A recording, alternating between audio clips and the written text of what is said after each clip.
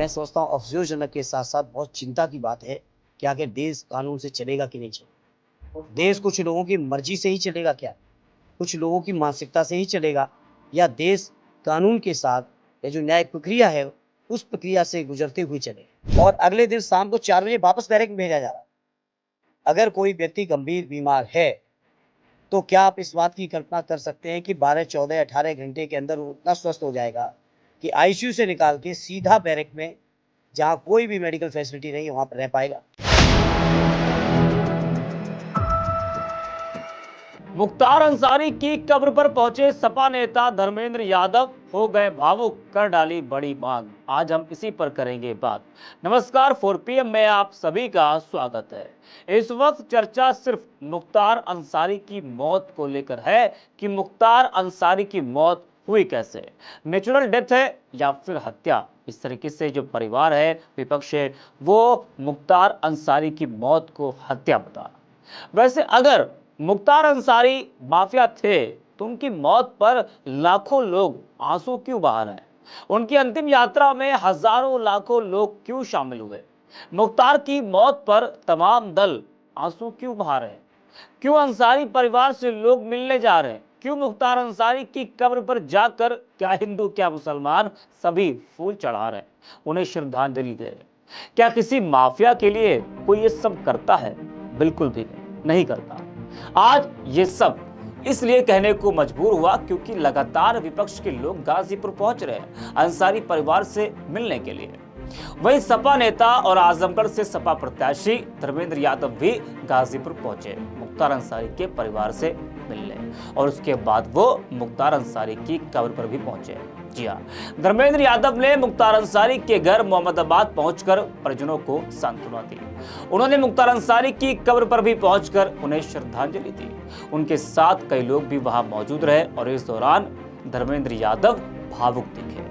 मुख्तार की मौत को लेकर धर्मेंद्र यादव ने परिजनों की ओर से लगाए गए आरोपों की जांच कराए जाने की मांग की है। तो इस तरीके से विपक्ष के तमाम दल मुख्तार अंसारी की मौत कैसे हुई है इसकी जांच की मांग कर रहा है। तो धर्मेंद्र यादव ने भी जिस तरीके से परिवार की तरफ से जो आरोप लगाए गए उसकी जांच कराने की मांग धर्मेंद्र यादव ने की है। धर्मेंद्र यादव ने कहा कि कभी उन्होंने कल्पना नहीं की थी कि इस तरह के माहौल में उन्हें गाजीपुर आना पड़ेगा। मुख्तार अंसारी के निधन के साथ जिस तरह के सवाल जुड़े, देश ने कभी इसकी कल्पना नहीं की थी। लगातार मुख्तार अंसारी परिवार के लोग न्यायालय में अर्जी लगा रहे थे। जेल में रहकर मुख्तार अंसारी अपने को सुरक्षित नहीं महसूस कर रहे थे। उनकी सुरक्षा और स्वास्थ्य की जिम्मेदारी की एफिडेविट सरकार ने सुप्रीम कोर्ट में दी थी। धर्मेंद्र यादव ने कहा कि एफिडेविट देने के बाद जिस तरह की उनकी मौत हुई है इसकी कल्पना किसी ने नहीं की थी। 25 तारीख को गंभीर हालत में अस्पताल में भर्ती कराया जाता है और अगले दिन ही फिर जेल भेज दिया जाता है। आईसीयू में हो, ऑक्सीजन सपोर्ट पर हो, 18 घंटे में बैरक में रहने लायक कैसे हो सकता है? सुप्रीम कोर्ट को इसमें स्वतः संज्ञान लेना चाहिए। उच्च न्यायालय के सिटिंग न्यायाधीश से इसकी जांच करानी चाहिए। तो धर्मेंद्र यादव ने मुख्तार अंसारी की मौत की जांच की मांग की है। बता दें कि विपक्ष के कई नेता इस वक्त गाजीपुर पहुंचकर मुख्तार अंसारी के परिवार से मुलाकात कर रहे हैं। आपने देखा कि स्वामी प्रसाद मौर्य पहुंचे और AIMIM अध्यक्ष असदुद्दीन ओवैसी भी मुख्तार अंसारी के परिवार से मिलने पहुंचे। तो विपक्ष के तमाम नेता इस वक्त गाजीपुर जा रहे हैं मुख्तार अंसारी के परिवार से मिलने, अंसारी परिवार को सांत्वना दे रहे हैं और इस पूरे मामले की जांच कराने की मांग की जा रही है। तो धर्मेंद्र यादव ने क्या कुछ कहा है वो आपको सुनाते हैं, जरा आप भी सुनिए कि धर्मेंद्र यादव क्या कुछ कह रहा है। परिवार के लोगों को पूरी की पूरी शंका है कि उनकी ये स्वाभाविक मृत्यु नहीं है। जिस बीमारी का हवाला दिया जा रहा है वो बीमारी स्वाभाविक नहीं है। वो इस बात की शंका जाहिर कर रहे हैं, हो सकता है ऐसी परिस्थितियां पैदा की हो कि कहीं ना कहीं ये बीमारी बढ़ी हो।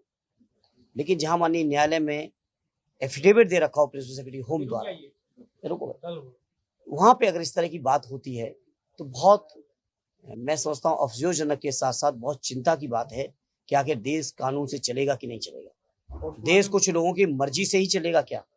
कुछ लोगों की मानसिकता से ही चलेगा या देश कानून के साथ या जो न्याय प्रक्रिया है उस प्रक्रिया से गुजरते हुए चलेगा?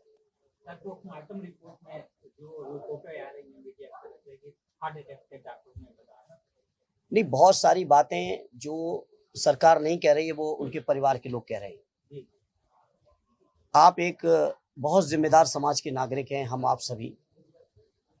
क्या परिवार की इन सब बातों को अनदेखी किया जा सकता है इतनी बड़ी घटना में? क्या हम में से किसी के परिवार के साथ, भगवान न करे कभी ऐसी नौबत आए, क्या आप अनदेखी कर पाएंगे इन बातों को? इसे समाज बहुत संवेदनाओं से बना है। समाज कानून से चलता है। कानून के रास्ते से चलने के साथ साथ जिस तरह से एफिडेविट देने के बावजूद, आप मुझे बताइए, 2 बजे आप पता करिए, यहां से जाइए, आपके 20 किलोमीटर दूरी पे मोहम्मदाबाद थाना, 19-20 की रात में 2 बजे 25 की रात में, 25-26 की रात में टेलीग्राम आया कि नहीं आया कि हालत नाजुक है, परिवार के लोग संपर्क करें। रात को 2 बजे मुझे बताया गया कि टेलीग्राम आया, और अगले दिन शाम को 4 बजे वापस बैरक में भेजा जा रहा है। अगर कोई व्यक्ति गंभीर बीमार है तो क्या आप इस बात की कल्पना कर सकते हैं कि 12, 14, 18 घंटे के अंदर उतना स्वस्थ हो जाएगा कि आईसीयू से निकाल के सीधा बैरक में, जहां कोई भी मेडिकल फैसिलिटी नहीं है, वहां पर रह पाएगा? क्या ये बातें इतना पर्याप्त नहीं है सरकार की मंशा को समझने के लिए? तो मुख्तार अंसारी की मौत पर देश भर में तरह तरह की चर्चाएं हो रही है। विपक्ष और परिवार इसे हत्या बता रहा है और जांच कराने की मांग कर रहा है। अब सवाल यह कि विपक्ष मुख्तार अंसारी की मौत पर इतना आंसू क्यों बहा रहा है? दरअसल मुख्तार अंसारी और उनके परिवार की सियासी पकड़ भले मऊ, गाजीपुर, आजमगढ़ सहित पूर्वांचल के कुछ जिलों तक रही हो, लेकिन यह परिवार पूरे प्रदेश से किसी न किसी रूप से जुड़ा रहा है। मुख्तार अंसारी के दादा कांग्रेस के अध्यक्ष थे और पिता कम्युनिटी के नेता थे। जी हाँ, और मुख्तार अंसारी को आज भी पूर्वांचल की जनता मसीहा ही मानती है। कुछ लोग ऐसे भी जो मुख्तार अंसारी को माफिया भी कहते हैं, लेकिन तमाम लोग हैं जो मुख्तार अंसारी को गरीबों का मसीहा मानते हैं। वही मुख्तार अंसारी के बड़े भाई अफजल अंसारी ने मुसलमानों की रहनुमाई करने के साथ ही पिछड़े दलितों को भी एकजुट किया। सियासी नब्ज पर नजर रखने वालों का तर्क है कि उत्तर प्रदेश की सियासत में सपा के एमवाई और बसपा की सोशल इंजीनियरिंग से पहले ही इस परिवार ने नब्ज को पकड़ा और अपनी सोशल इंजीनियरिंग के जरिए जनता के बीच बैठ बनाई।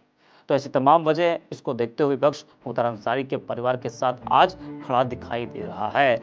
लोकसभा चुनाव का समय भी है, तो इसलिए और विपक्ष मुख्तार अंसारी के परिवार के और करीब होता जा रहा है। ऐसी तमाम वीडियोस को देखने के लिए आप बने रहिए 4PM के साथ।